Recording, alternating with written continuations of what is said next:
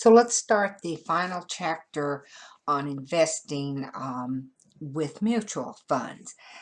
A lot of people choose mutual funds because of the professional management and diversification. It's also a convenient way to invest money, especially for retirement accounts. The next slide just gives you an overview video on mutual funds.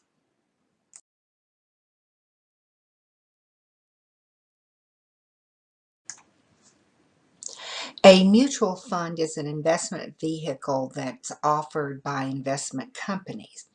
It pools the money of many investors, its shareholders, to invest in a variety of securities. It's an excellent choice for many individuals because, again, it can be used for retirement accounts, including your traditional IRAs, Roths, and 401ks. An investment company will take the money from many investors that are considered its shareholders and then invest it in a variety of different securities.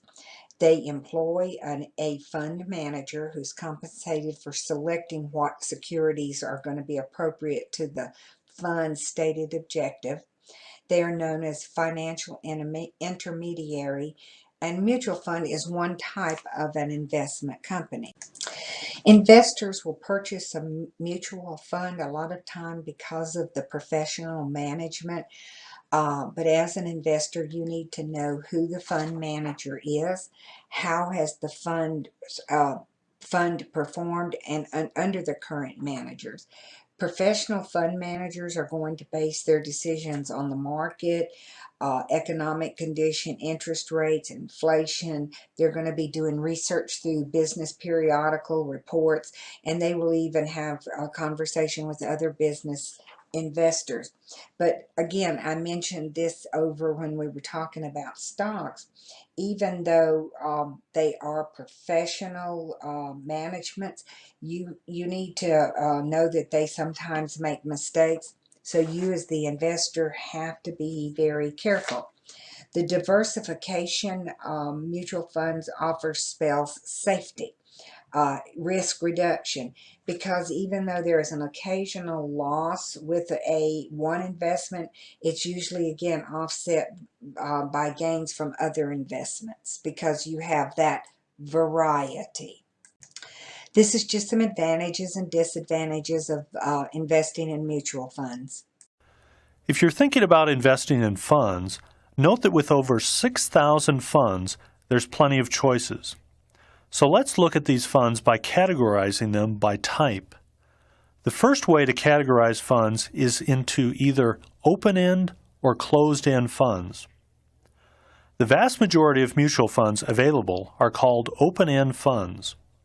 Open-end funds always sell at the value of their underlying holdings. If an open-end fund receives new money from investors, the fund issues new shares to the investor. Conversely, the investment company also buys back shares from investors cashing out, so the number of shares in the open-end fund is constantly changing. Closed-end funds, on the other hand, do not issue new shares on a daily basis. Shares of closed-end funds trade at a premium or discount to their underlying value on traditional stock exchanges like the New York Stock Exchange. Although closed-end funds have their fans, I'd recommend that you stick with the much more popular open-end variety. So some characteristics of funds that we're going to be talking about in the next few slides are the closed-end fund, which is about 6% of all funds. Exchange-traded funds are known as ETFs, are equal about 12% of funds, and open-end mutual funds is the greatest one, and it accounts for 82% of funds. The exchange-traded fund, again, accounts for about 12% of all funds that are traded. And what it is a fund that invests in stocks or other securities that are contained in a specific security index, such as Standard & Poor's 500 or the Dow Jones Average, NASDAQ. and they're trying to mirror the index performances. They have a low management fee. There's no minimum investment. The trades on the exchange, trades on exchanges are done throughout the day like stock, and prices are determined by supply and demand.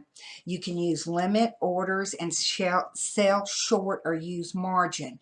Now, although they are similar to closed-end funds, you need to know there is an important difference. Most closed-end funds are actively managed, while exchange-traded fund managers are passive and invest in the stocks included in those specific indexes that we talked about. And then the last one we're talking about is open-end funds, and they account for 82% of all funds. And their shares are issued and redeemed by the investment company at the request of their investors. And investors are free to buy and sell shares at the net asset value, or NAV. I'm going to post a little short video that explains the differences between a closed-end and an open-end fund. So let's talk about a closed-end fund, which accounts for, again, about 6% of all mutual funds. A closed-end fund is a mutual fund whose shares are issued by an investment company only when the fund is organized and they have a fixed number of shares. Shares are traded on the stock exchange or over-the-counter market, and trade prices of the shares are set by supply and demand. It's not necessarily based on the value of the investment in the fund, but of the net asset value. As an investor, you're free to buy and sell shares in an open-end fund at the net asset value. The net asset value per share is equal to the current market's value of the security contained in the mutual fund's portfolio minus the mutual fund's liability divided by the number of outstanding shares. So this is how you calculate the NAV at the closing of the day. As an investor, you should compare the cost of investing in mutual funds with some other investment alternatives. With regard to cost, mutual funds are classified into two categories: load funds and no loads. A load fund is sometimes referred to as an A fund, and it's where you are, as an investor, you pay a commission every time you purchase shares. It can be up to 8.5%, but the average is about 3 to 5%. And now there's some classifications that you need to look at. The A class is called a front-end load, and that means that you're going to pay the commission charged at the purchase. Some mutual funds charge a contingent deferred sales load, and it's referred to as a back-end load, and you're going to pay 1 to 5% when the shares are sold. And then the C level is often higher, and it's 12B to 1 fees, but no sales load. You can purchase these through brokerage firm or a registered representative. A no-load fund is there's no commission on purchase or sales, there's no salespeople involved, and you as an investor deal directly with the investment company either through an 800 number, a website, or another discount or some type of a discount broker. The next slide just generally gives you an overview of no-load and load funds. Let's talk about exactly what is a load. Okay. A load is a fee or a commission that you pay out of your contributions to the mutual fund just for the privilege of getting to be in that fund. And I'll remind you, that fee does not go to the mutual fund company. It goes to the broker who's selling you that fund as an enticement. The actual funds themselves, load funds, no load funds, that doesn't matter. A fund is a fund is a fund. Okay. The question is, how do you pay for that fund? Load funds, what that means is that you pay a fee. It's typically about 5% right off the bat. So if you invest $10,000 and it has a 5% load, on day one, you've got $9,500 in your account. With a no-load fund, if you put $10,000 into the fund, you've got $10,000 in the account. A lot of the funds that we own for our clients at the mutual fund store, for example, are load funds, but we get to buy them with the load waived as if they were no-load funds. There was a time when mutual funds first began that all that were available were load funds. And so if you wanted a mutual fund, that's what you had to buy, was a load fund. There was also a time when we only had one phone company. Remember that? You had to wait till Sunday night to call your mom because it was too expensive to call during the rest of the week. The reason that we don't think about making long distance calls anymore is because there's competition in the industry, a lot of other phone providers, and the cost of long distance has come down to almost nothing. Well, the same thing is true with mutual funds. Competition has come into the marketplace. There are a lot of no-load fund companies out there, and don't let anybody ever tell you this fund is so good it's worth paying the load for it, because you show me any load fund, I'll show you a no-load fund that's as good or better in that particular category. Now let's face it, if there were two gas stations across the street from each other and they both charged exactly the same price for gasoline, but one of them charged you a fee of, say, $20 just to hook your car to the pump, would you ever go to that gas station? Probably not. The same thing is true. You have choices between load funds and no load funds that are equally as good. Why would you ever pay a load to get something that you can get for absolutely free? There are also some management fees and other charges that are faced by all types of funds. First of all, you have a management fee. Generally, they have a yearly charge, and it can range anywhere from 0.25 to 1.5% average based on the percentage of asset. And then the 12B-1 fee, which is also known as the distribution fee, is an annual fee to defray advertising and marketing cost for your type of fund you're in. But one thing is, it's been set that it cannot exceed 1% of the assets per year. With the no-load fund, it can't exceed 0.25%. And then you have your expense ratio, and that's your total expenses associated with the management fee and operating cost of the fund. This is just some examples of the different types of mutual fund fees that you need to look at before you start your investment. When you classify your mutual funds by investment objective, this is what you're looking at. For a long-term fund, you have stock funds, bond funds, and other funds. So when you're looking at stocks, they're described in this type of an order. You have under your first, you have your aggressive growth, your growth in your equity, and this is done by price growth versus dividend. Then it's under whether it's a small, medium, or large company size. Then you look at whether it's global, regional, or international, and that would be the percentage of U.S. company versus international. And then whether it's an index fund, or which is a match index holding, a sector fund, which is economic holding, and whether it's a socially responsible company that you want to invest in socially responsible organizations. So you want to look at this to see what it is you're looking for in your stocks. Bonds are classified as high yield, intermediate corporate, government bonds, long-term corporate, long-term government, municipal, short-term corporate, government, and world fund bonds. And then your other funds are broken down into asset allocation funds, balanced funds, fund of funds, life cycle funds, and money market funds. One thing that you might want to investigate would be becoming involved in a family of fund. And that's when one investment company manages a group of different mutual funds.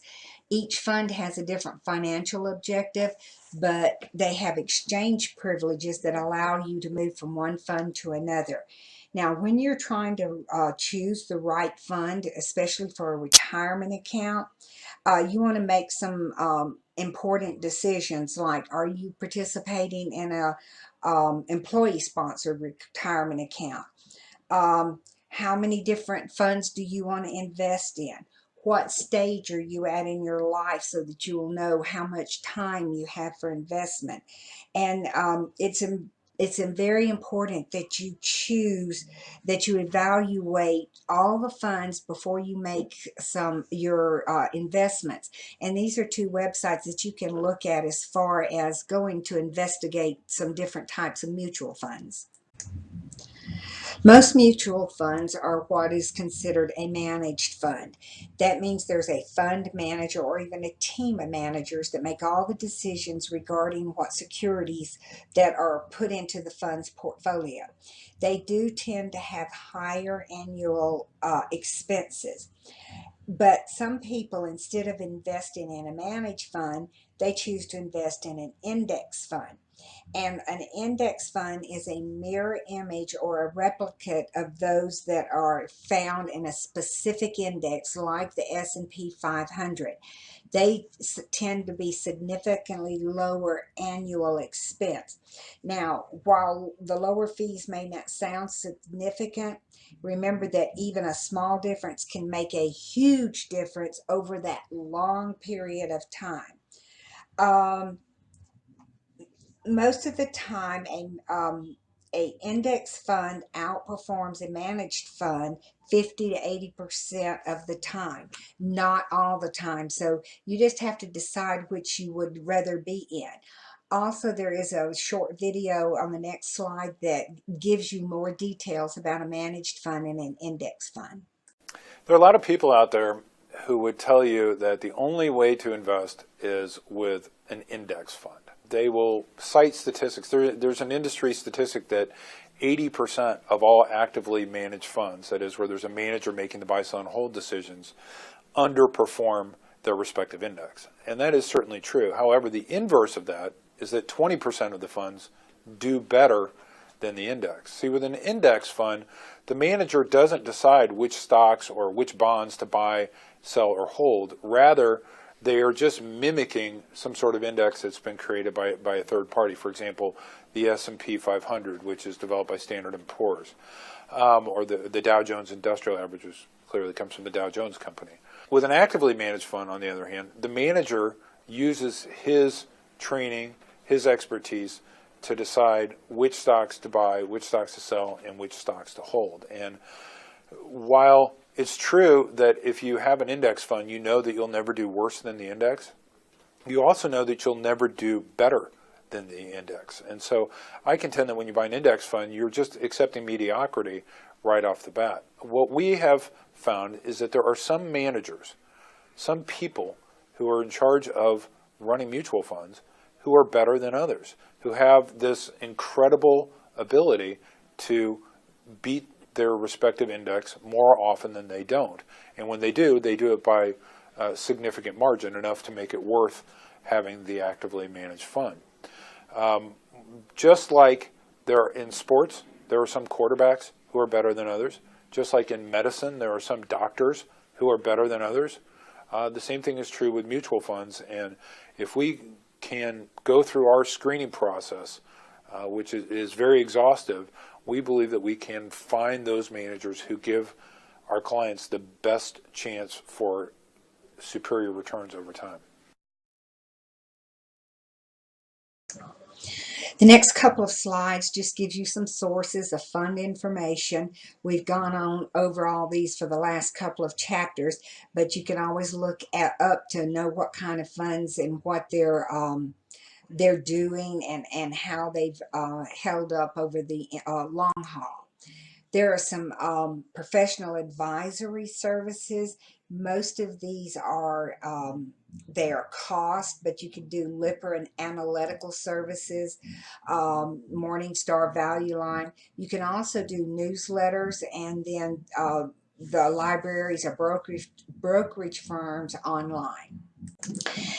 Any investment company that's sponsoring a mutual fund must give you and potential investors a prospectus, and that should provide information about several of the topics that you would want to look at as to what are their fund objectives, what is their past performance, who the fund's management is, what are the procedures, and the turnover ratio.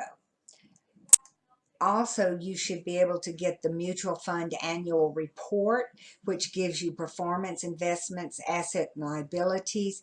And then again, these are just some of the financial publications that you can always go in and look at. So what are the mechanics of a mutual fund transaction? First of all, you have to open an account, and it will depend on how much money you have to invest upon the fund family, and it can be anywhere from $250 to $2,000. Then you look at the ways that you're going to make money on mutual fund. You have income dividends. These are earnings paid from dividend and interest income, and it is taxed as ordinary income.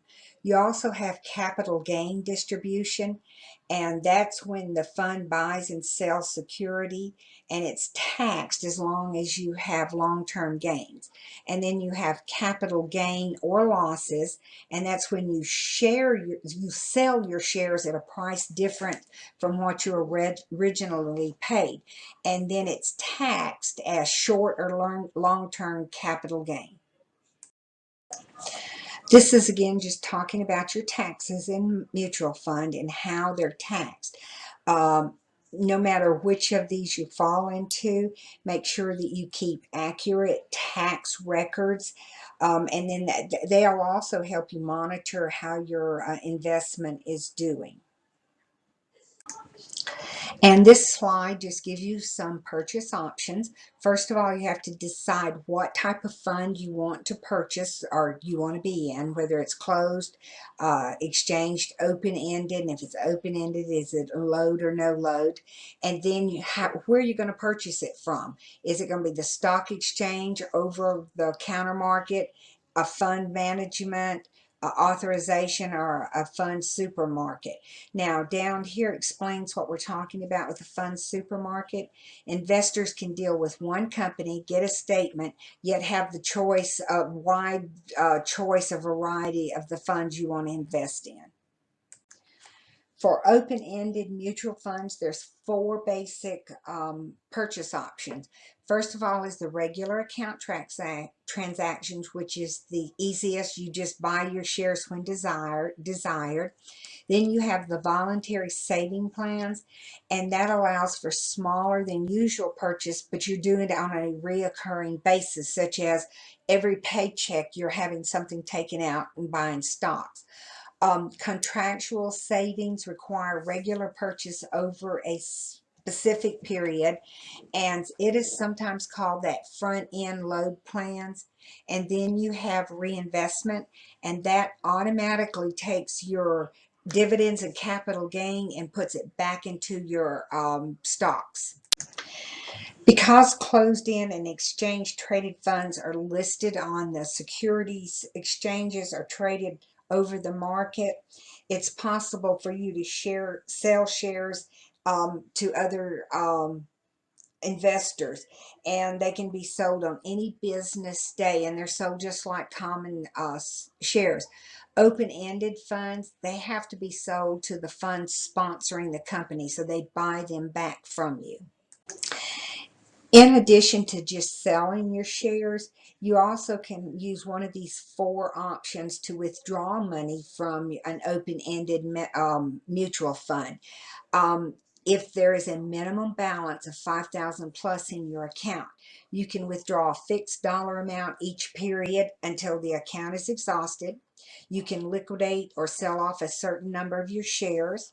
You can withdraw a fixed percentage of asset growth with the principal being untouched, or you can withdraw all your asset growth from income, dividends, and capital gains with the principal untouched.